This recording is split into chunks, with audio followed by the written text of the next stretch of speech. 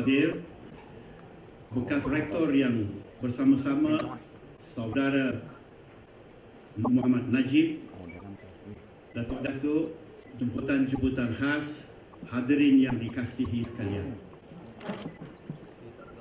Buah selasih dari Kuantan melukut di tepi gantang.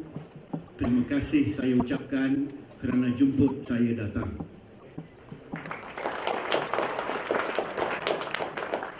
Makan kerupuk bulat-bulat, kalau bertepuk biar kuat-kuat.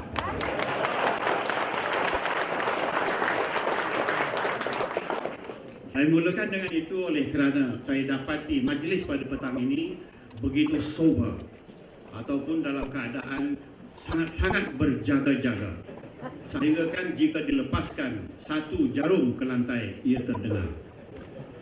Dengan itu saya bagi pihak kementerian mengucapkan setinggi-tinggi terima kasih kepada saudara Rektor Dr. Hatta dan rakan-rakan di Aswara di atas usaha mengumpulkan sekian ramai pada petang ini bagi kita melancarkan satu-satunya kursi yang penting dalam penghayatan bangsa dan juga dalam sejarah perjuangan budaya dan seni di tanah air kita.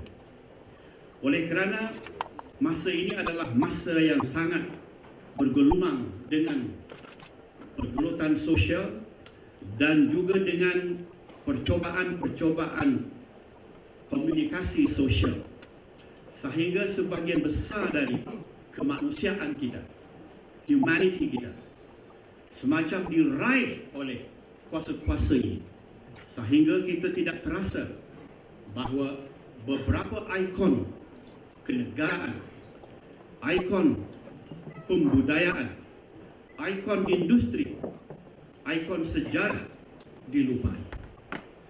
Memang bukan tujuan kita melupai kesemua ini atau termasuk dengan Allahyarham P. Ramlee, tetapi lantaran kejutan dunia dengan budaya global yang dibawa, maka kita kian lama kian diserut oleh wak dan angin yang mendatang ini.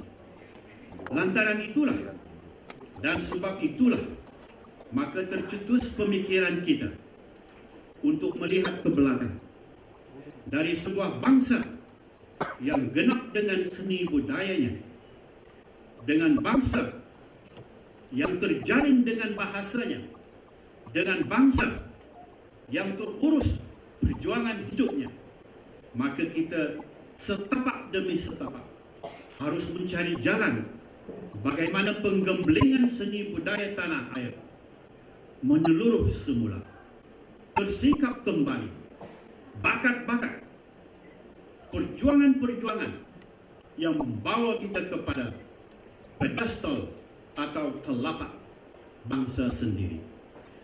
Bangsa yang saya maksudkan ialah bangsa Malaysia.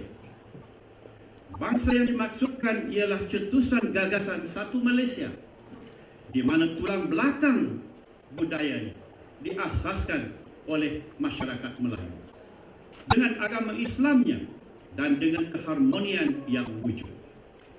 Dengan latar belakang inilah kita lihat P. Ramlee. Dia umpama merak kayangan. Dia tak dapat akan kita ganti walaupun dicari. Dialah legenda dan dialah seniman agung setakat ini.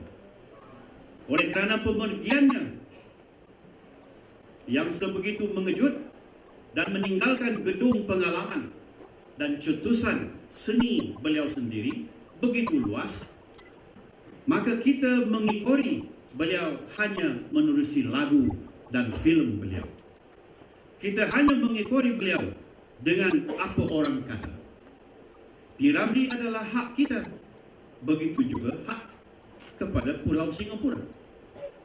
Tetapi dengan cetusan kedua-dua alam ini, anak Pulau Pinang dengan seniman yang berakar umbi di Singapura, ia masih milik kepada tanah air kita.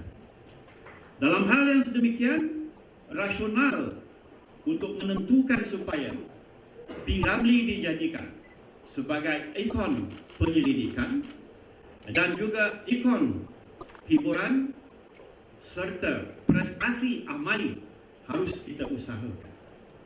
Dalam keadaan yang sedemikianlah, rasional pemilihan nama Tan Sri P. Ramlee bagi penubuhan kursi ini adalah merupakan satu penghormatan terhadap jasa dan sumbangan seniman agung itu. Di samping itu, ianya akan menggembleng kembali bagaimana anak Malaysia harus tampil ke muka, menjadi orang-orang yang terkenal dan menjadi penaung kepada seni budaya yang kini telah rancak menjadi salah satu daripada agihan industri sendiri. Dalam pada itu, penyelidikan memang kita akui sebagai penting, dan hal ini telah pun kita bentangkan ke mesyuarat Jemaah Menteri 2 minggu yang lalu dengan 2 penonjolan, yaitu di samping kita meletakkan kepercayaan kepada Aswara dan mewujudkan kursi P. Ramlee, maka hendaknya wujud pula industri muzik, industri lakonan, industri penerbitan, industri yang merancakkan seni budaya seluruh tanah air kita.